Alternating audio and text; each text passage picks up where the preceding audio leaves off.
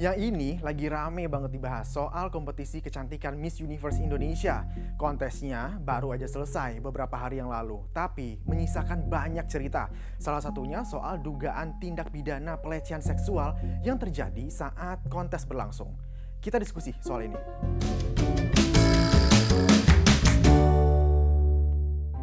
Satu kontestan Miss Universe Indonesia melaporkan panitia penyelenggara ke Polda Metro Jaya terkait dugaan pelecehan seksual di ajang Miss Universe Indonesia 2023. Menurutnya, peristiwa ini terjadi 1 Agustus lalu.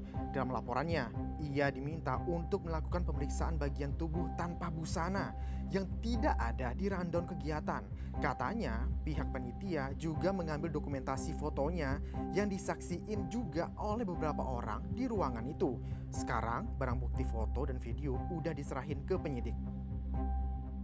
Bahwa pada tanggal 1 Agustus sudah terjadi peristiwa yang sudah dibenarkan oleh klien kami, di mana mereka tanpa sepengetahuan atau diberitahu, tidak ada akses informasi, tidak ada di dalam rundown ya. Bahkan para potential director juga tidak dikasih tahu akan dilakukan body checking. Mungkin seperti berita-berita yang selama beberapa hari ini beredar luas di masyarakat, kami sampaikan bahwa itu memang terjadi kepada terutama klien kami hari ini. Jadi body checking ini tidak pernah ada di rundown acara. Tiba-tiba mereka dihadapkan seolah-olah ditodong harus melakukan body checking dengan cukup membuat klien kami ini terpukul, merasa martabatnya dihinakan. Ajang kompetisi yang seharusnya meninggikan value manusia ya, meninggikan value perempuan terutama, tetapi justru diperlakukan seperti objek.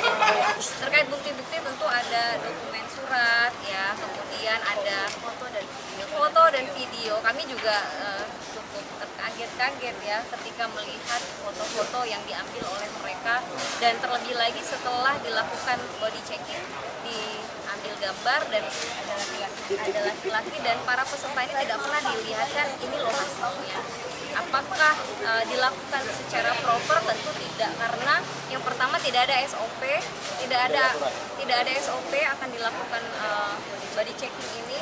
Yang kedua, dilakukan sembraut dan sembarangan, hanya dilakukan di dalam ballroom hotel dan lain sebagainya. Awal mulai ceritanya adalah seorang province director yang mengunggah sebuah cerita di Instastory. Ia mempertanyakan adanya body check atau pemeriksaan tubuh peserta dengan kondisi tanpa busana dan difoto.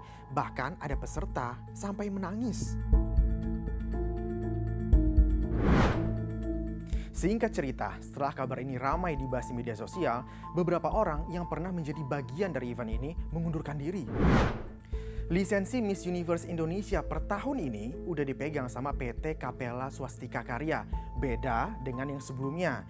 Sejak ramai dibahas di media sosial karena dugaan pelecehan seksual, nah akhirnya National Director-nya bersuara.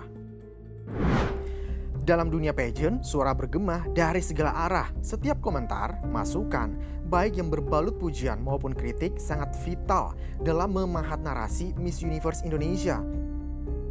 Ia juga berterima kasih kepada pihak yang telah membagi pandangan, perasaan, dan perspektif. Komentar bukan sekedar kata-kata, namun kekuatan yang mendorong tekad dan semangat. Itu kata National Director Miss Universe Indonesia. Kita masih menunggu proses penyelidikannya nanti seperti apa. Apakah bakal ada saksi yang ikut diperiksa atau mungkin kontestan lain yang juga ikut dipanggil polisi. Polda Metro Jaya sudah menerima laporan pelapor dan akan menyelidiki pelaporan ini lebih lanjut. Tuh, bakal diselidiki lebih lanjut. Nah, heboh-heboh soal dugaan pelecehan seksual di Miss Universe Indonesia membuat Menteri Pariwisata dan Ekonomi Kreatif Sandiaga Uno juga ikut berkomentar. Kita lihat komentar dari Menparekraf Sandiaga Uno.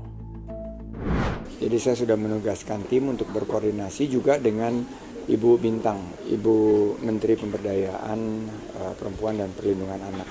Jadi ini sangat concerning ya, sangat mengkhawatirkan sebuah ajang yang tentunya kita harapkan bisa menopang kebangkitan ekonomi, pariwisata dan ekonomi kreatif Tapi kita jangan suuzon dulu, kita tunggu laporan lengkapnya seperti apa dan kami akan berkoordinasi. Tapi seandainya jika ada tindakan yang di luar adat dan budaya kita maupun apalagi kalau melanggar hukum pasti akan ditindak secara tegas.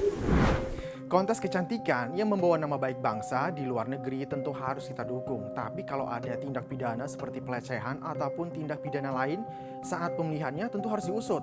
Jangan sampai kasus pelecehan seksual ataupun tindak pidana lain terulang di kontes yang lain. Saya Zikir Ahmad pamit. Terima kasih. Sampai jumpa.